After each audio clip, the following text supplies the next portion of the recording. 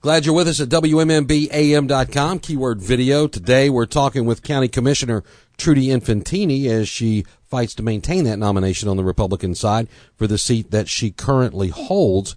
And as we get this rolling, this bonus interview, glad to have you with us, Trudie.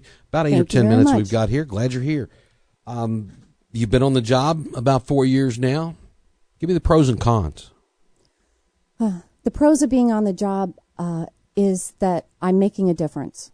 I have been stopping a great deal of overspending since I've been on the commission. As a certified public accountant with a master's degree in accounting, I use the skill set that I obtained over the years to look into expenditures to determine whether or not they're fiscally responsible, whether we can cut the price on something. For instance, some eels purchases have come before the board or got ready to come before the board on the agenda. When I looked at the purchase prices and did some research, I found that we were paying too much. Now, ultimately, those items came back to the commission, but they got pulled originally, went back for renegotiation, and we've been able to save hundreds of thousands of dollars. I know that I'm making a huge difference on the board. All right. What are your goals as you want to keep this job? What do you want to do in this office? What I'd like to do is, while we did eliminate or put a moratorium on impact fees, one of my biggest goals since I've been in office was to increase transparency. We did that. We got the agenda, the full agenda, put on the county website. So now you can see the full agenda, not just a summarized view of what we're going to talk. So I wanted increased transparency, and I got that. I wanted to get rid of impact fees, and I got that. What I really still want to do is reduce regulations, because right now we're still over-regulated. We have some areas where we have duplicate regulations, more than one organization, governmental entity, reviewing the same sets of information and making people jump through numerous hurdles. Florida Department of Environmental Protection, Natural Resources, St. Johns River Water Management. Why do you have so many entities reviewing the same set of criteria and putting their own level of bureaucracy? Would that be the same for building and zoning issues or licensing issues from city to county to state, wherever they may be involved? It could be from city to county. Mm-hmm. You could have multiple issues there. Mm-hmm. I'm more focused on the county part, what I can fix. I can't necessarily fix things within a city. Although would you be in favor of a one-stop clearinghouse for that? Absolutely. And I think that would be a great program to have. I understand another state has it, and I can't tell you which one it is because it slips my mind. But one of my former deans at Florida Tech said when somebody comes in, they go to just one spot to go to come into the state, and they're kind of like a clearinghouse for them. So I would like to see something like that. That's one of the biggest things that I'd like to still see done on the commission while I'm on there is reduce our regulations. Then you wouldn't need all these economic developments and CRAs to funnel funds. If you make an environment friendly to businesses, businesses will come. You don't have to pay people to come. We've got beaches. We've got great parks and everything else here. We also have the technical know-how. We've got a brain power, and the word is escaping me, but we have so many intellectual people and engineers that could fulfill a lot of jobs, yet why aren't they being created? Why are you sending money to Titusville area alone when all of Brevard County needs help? And so that's what I'm rambling. No, you're doing fine. Let's talk about criticisms your opponents have leveled against you regarding getting along with other county commission members. And I want to hear your take on that and what you believe is proper in your role as a commissioner serving District 3. I get along fine with the county commissioners. What I don't is philosophically agree with their spending. And so I asked my opponents, what would you recommend? Would you recommend that those 4-1 votes, when I vote no to spend money to extend I-95 through Volusia County? I voted no on that. Why? Volusia County themselves, their own transportation organization, said this isn't a priority to us. Why is it a priority to Brevard County to spend money in Volusia County to get the road widened in Volusia County? I'm talking about the I-95. Yeah, I thought that was crazy. I don't understand it. So if it's not important to Volusia County, why is it important? It's good overall, but that's not my responsibility. Our responsibility is to look out for Brevard County. I asked my opponents, what spending cuts? Both of them have come up here and said, oh, yes, we need to cut spending. What offers did you ever make to cut spending? Jason, where did you ever make a suggestion to cut spending in Grant Valkyria? Instead, he doubled the property tax rate in 2009. Helen, you implemented the fire tax, the fire assessment. Where did you ever cut spending? We had record revenues in 2006, record revenues, yet you still imposed a fire tax. So what suggestions are you going to bring to the board to cut spending? I brought $25 million in budget cut suggestions last year. Now, were they implemented? Mostly not. Well, actually, it's hard to say because this year we did move $25 million in reserves. So while I said that $25 million didn't need to be spent, I guess I was right because we were able last year to move $25 million into reserves. So I guess we raised your property tax rate higher than we need to because we were able to take that money and move it into reserves. Let's talk about areas where cuts may still be essential or necessary in the county budget.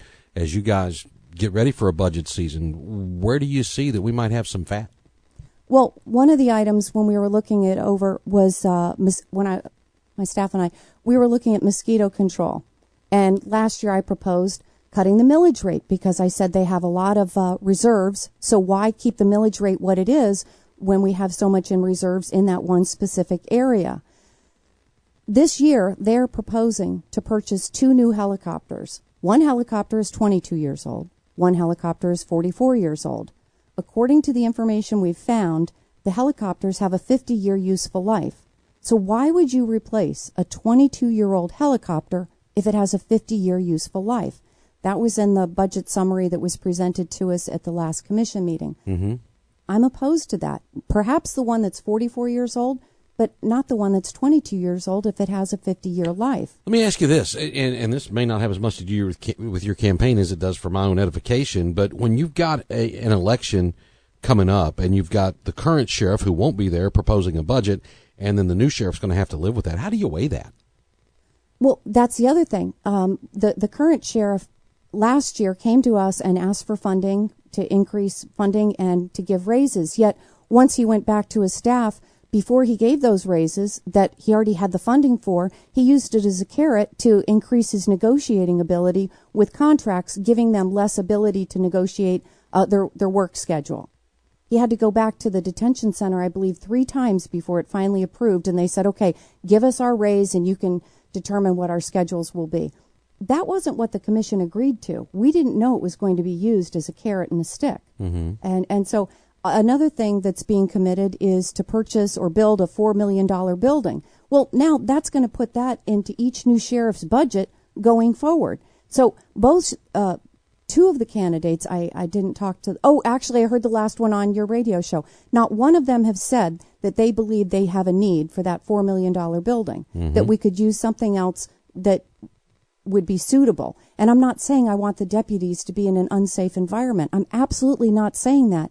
But shouldn't we save the money that we have to be able to pay deputies fairly for the services they're rendering to the county? I would agree with that. Let's see, you were talking regulation a while ago. Let's go into another form of regulation and code enforcement throughout the county. There are some in certain areas like Viera and Merritt Island that feel like they're in a city even though they're not in a city, and they want city-like code enforcement. I'm sorry, if you want that, incorporate. I think code enforcement needs to be health and safety related, not aesthetics related. Have we made any progress on the commission there? What do you want to see happen on that front?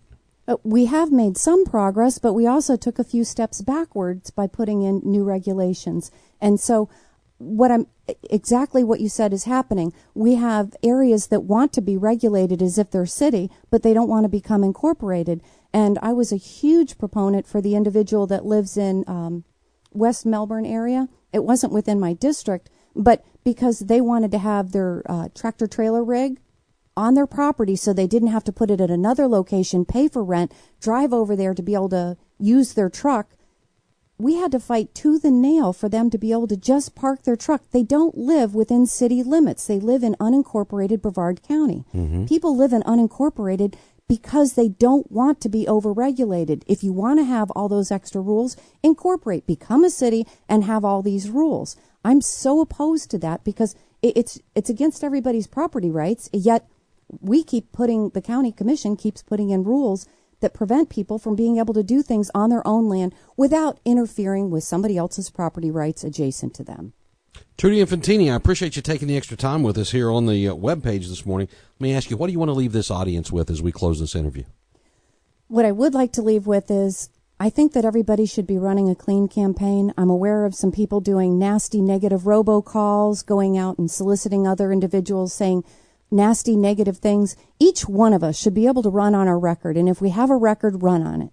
If you don't have a record, run on what you have as far as credentials or work experience. And philosophy, sure. And philosophy. Sure. But when you have to start getting into negative campaigning, that's a bad way of doing business. And I wouldn't vote for that person, because not the person that's being campaigned negatively. As a matter of fact, I'd vote for him just in spite, just out of spite, because I think it's an awful way of doing business. We should each be able to run on our own credentials and our own record if we have one. Folks looking for more information on your campaign, where do they go? VoteInfantini.com. The website is being updated because right now it's kind of a mess and not the way I'd like to Aren't see they it. fun? But, well, yeah, I just haven't expended a lot of time. Okay, very good. That. Thank you so much for having me. Glad to have you. Trudie Infantini, thanks so much. Thank you for being here. Look for more of these videos as we march through this election season. WMMBAM.com, keyword video. Thanks a lot.